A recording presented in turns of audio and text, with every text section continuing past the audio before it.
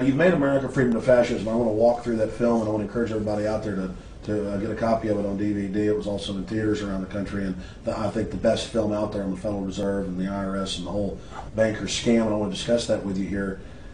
But I wanted to go back a little bit to the point that we discussed last night, where you don't advise people to not pay.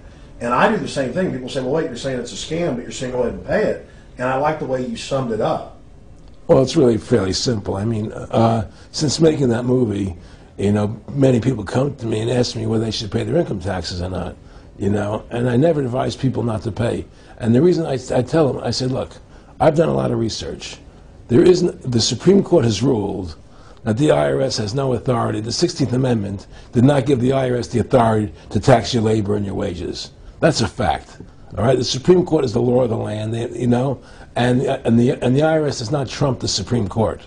However, that being the case, the fact is, if the mafia would come to you and say, we want $2,000 a month or we're going to hurt you, I would not advise you not to pay them, because you may get hurt by not paying them. Whether it's legal or not doesn't necessarily matter.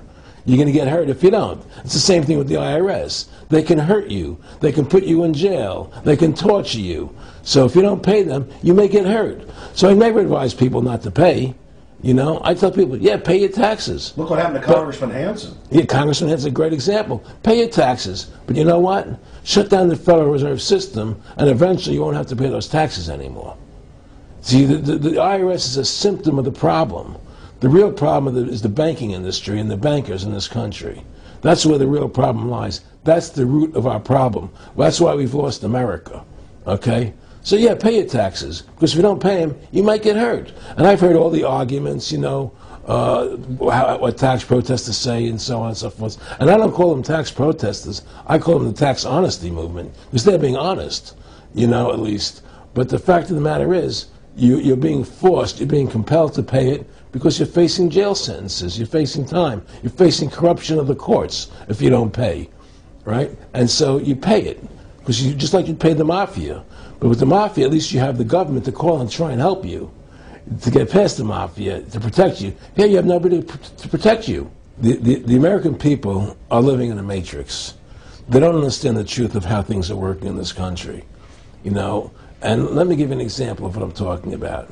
The very fact is that if you ask 100 people on the street, what kind of government is America supposed to be? 99% of them will tell you a democracy. America is supposed to be a democracy. But that's a lie. That's an illusion. The word democracy is not written into the Constitution at one time. It's not in the Bill of Rights. It's not in the Declaration of Independence. The Founding Fathers hated the idea of a democracy. They thought it was the worst form of government there is. And I agree with them. Because in a democracy, 51% of the people control 49% of the people. If you're part of the 49%, you're not free. America was founded as a constitutional republic. And in that constitutional republic that we have, 99% of the people can't take away the rights of 1%. You have your rights because you were born with them. You have God-given human rights that nobody can take away from you. The government, the majority, no matter who they are, I can't take away your rights. And that's what our founding fathers gave us. But the psychological operations that they do to us, they make us believe that we're a democracy and that majority rules. You see? And they want you to believe that. Because then they tell you this poll says this many want this, and this many want that, and this many want this, and it doesn't have anything to do with anything. Well, Hitler was elected. Hitler was elected. Hitler did everything legally. And in a constitutional republic, a minority is protected against a majority. Wasn't it Benjamin Franklin, to paraphrase, that said democracy is two wolves and a sheep voting on what's for dinner? Exactly. And then he also said, in a republic, the sheep would have a gun. To protect himself, and that's the truth.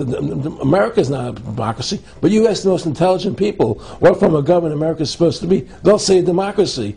Because that's what they've been brainwashed. They've been psyoped into believing that. They believe that we're in Iraq. They believe we're in Iraq to promote democracy. The word democracy, you hear George Bush saying democracy means freedom. No.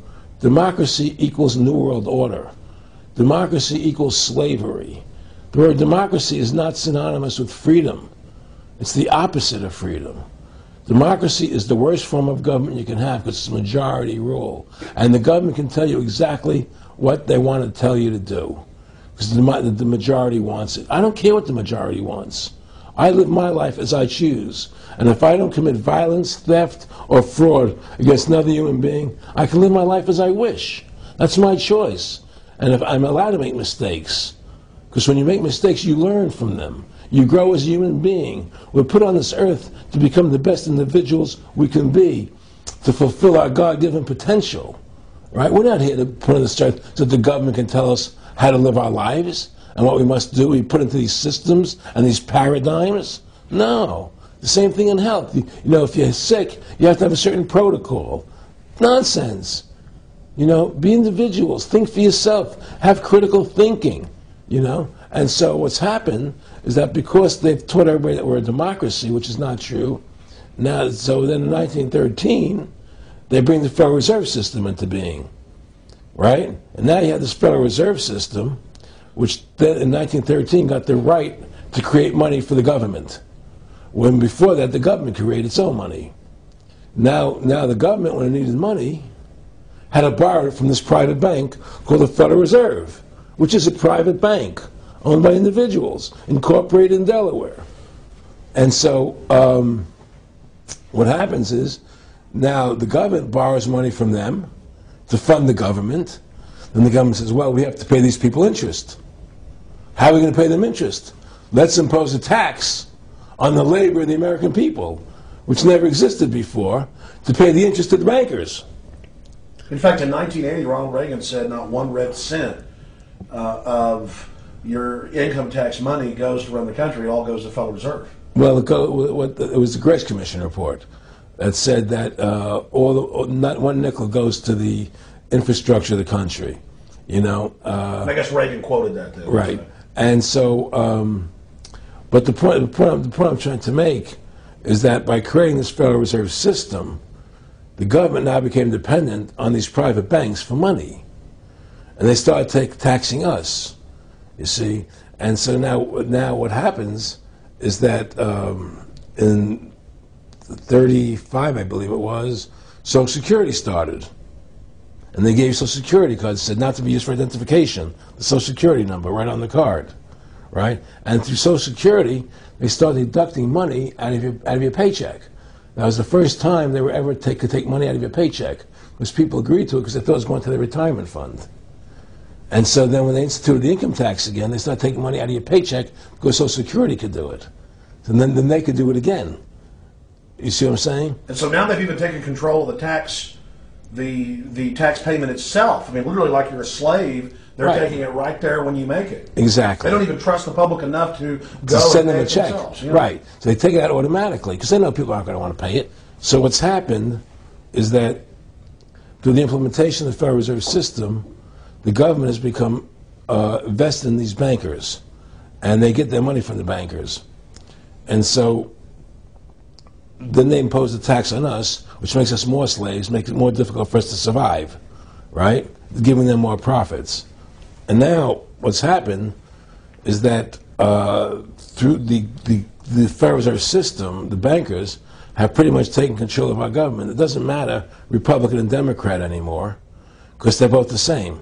Neither one of them are talking about shutting down the Federal Reserve System or stopping the payment of taxes, you know, or any of the big issues that face Americans, right? So I had a friend, Nick Rockefeller, okay, who was one of the Rockefeller family, and he, when I was running for governor in Nevada, he came to me, introduced himself to me through an attorney, and we became friends. We started talking about things, and